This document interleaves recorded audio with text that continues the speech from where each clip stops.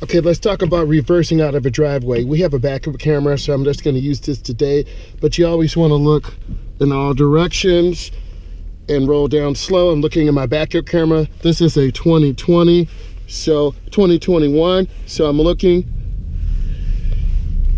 and then I turn hand over hand. Now you can do hand to hand, but in slow speed maneuvers, hand to hand is the most efficient. So I'm driving, looking.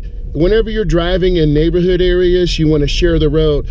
So you ever wondered about vehicles? They're pulling over for me, so I'm gonna go ahead and go through.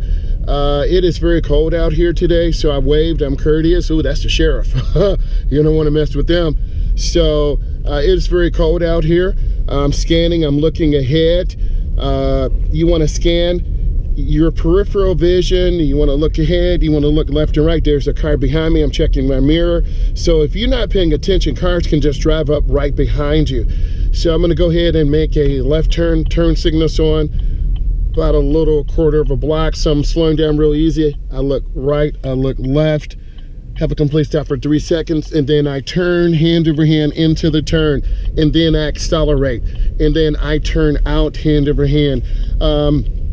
In the comments, please let me know, what did you learn? Did you learn hand to hand or hand over hand? I've learned hand over hand, but I'm open-minded, and there are different pros and cons for each. And I understand about the airbag. Obviously, my hands are at 9 and 3. You can have them at 10 and 2. You do not want to have your hands to the bottom of the wheel. I'm slowing down, I'm making a left turn, my blinkers on. I have a complete stop.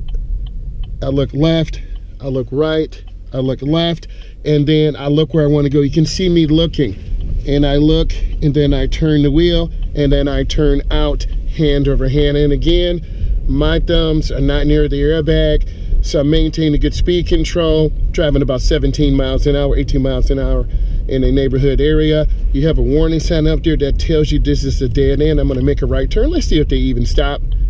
Oh, they kind of did a rolling stop. So I'm looking and I'm checking, and I'm looking where I want to go. I'm turning hand over hand in, and I turn out. Man, that was a pretty smooth turn. So I'm scanning left, I'm scanning right, I'm looking straight ahead, I'm checking my mirrors. You have to know what's going on. There's a car up there getting ready to make a left turn with the trailer, so I'm being mindful. They might have to swing out wide, so I'm coming in smooth and easy. I'm turning on my left turn signal.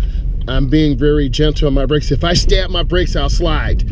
Don't want to do that. So you have to be really easy on your brakes. And this vehicle has less than 500 miles, so it's brand new.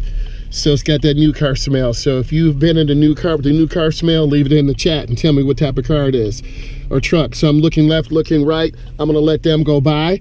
And then I have a huge gap. A gap is a space. I'm turning in the nearest lane. So I'm turning hand over hand into the turn, and then I turn out. And then I accelerate out of the turn. Your DMV instructor, road tester, is looking for really smooth turns. I'm making a left-hand turn up here. I look, I check my blind spot. You see me looking, you have to check your blind spot. So I come up, have a nice smooth slowdown. I want to see the rear of the tires. This is a protected left-hand turn. It's a red arrow right now. This means we cannot move. You can look at vehicles. That truck turned into the nearest lane. Good job, truck driver. Cars making left turns, they have to turn into the left lane by the double yellow. This is here for a reason, to facilitate smoother traffic. That car turned in the wrong lane, so if you were making a left-hand turn, they would have hit you. So understand and learn from the others. Let's look at this vehicle making a left turn. They turned in the wrong lane.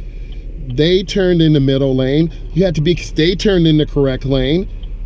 They turned in the wrong lane. You saw that interference fit. That truck basically cut off the white Jeep. So you have to understand this. Learn from others. Be observant.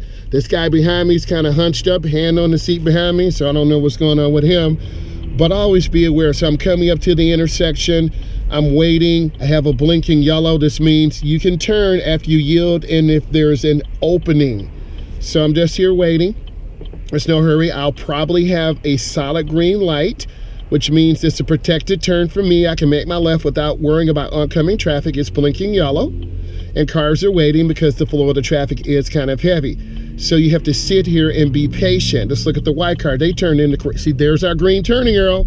So I have to turn in the nearest lane, which is by the double yellow. And bam, I hit that turn really good. It feels good when you understand what you need to do. So the speed limit here is 50, so I'm just cruising, looking.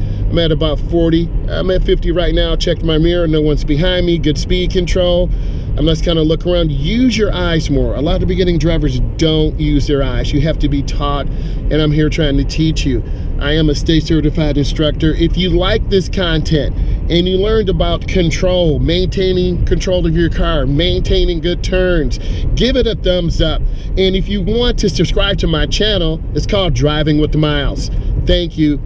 Appreciate you. Have a great 2021.